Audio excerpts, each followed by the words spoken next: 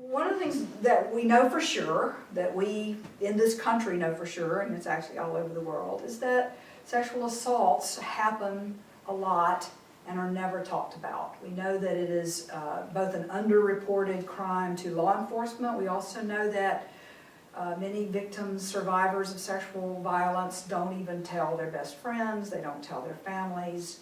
They're extremely quiet about that, and there's a lot of reasons for that. There's so much shame in our society around this. There's so much victim blaming in our society around sexual violence that it is very difficult for a survivor to trust somebody to tell that this has happened.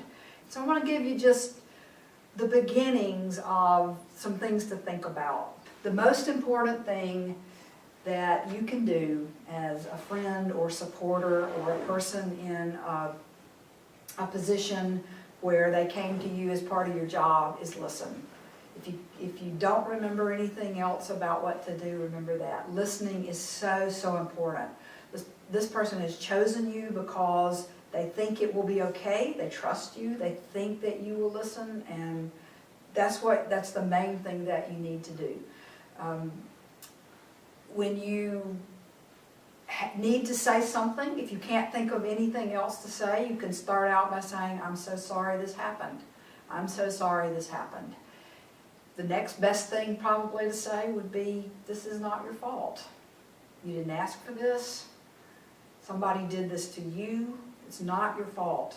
And the reason this is so important is because a lot of those victim blaming myths that are so deeply embedded in our culture make survivors think that. They just, even if nobody has said it to them, they've heard this. They've heard this all their lives. And so they're immediately going to go to this. It's my fault. I should have done something differently. I should not have done something. So they're probably worrying about that and thinking about that. So for the first person they tell, or the second or third person they tell, to say, this is not your fault, is really powerful and helpful and can just relieve so much pressure for a survivor. After that, I'm here to listen. I'll help you find resources. You don't have to tell them what to do, and in fact, you shouldn't tell them what to do. You don't have to be an expert. You don't have to know automatically this is what ought to happen next. But what you can do is offer to find that out. I'll help you find resources. I'll help you find answers to your questions. What would you like to do? Do you know? And they may not know.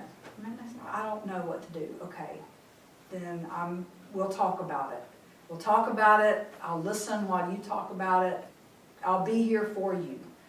And then follow up. Do follow up. If you say I'm going to help you find resources, then help them find resources. Actually do it.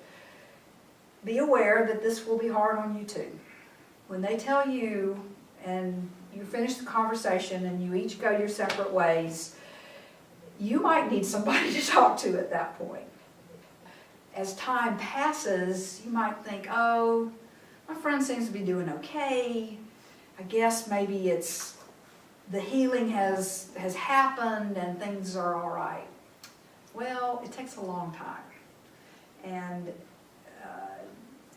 ignoring it is not really helpful. So asking every now and then, how are you doing? And what's going on? How do you feel about what happened? Is actually very helpful. If they don't want to talk about it, they'll say, I don't want to talk about it.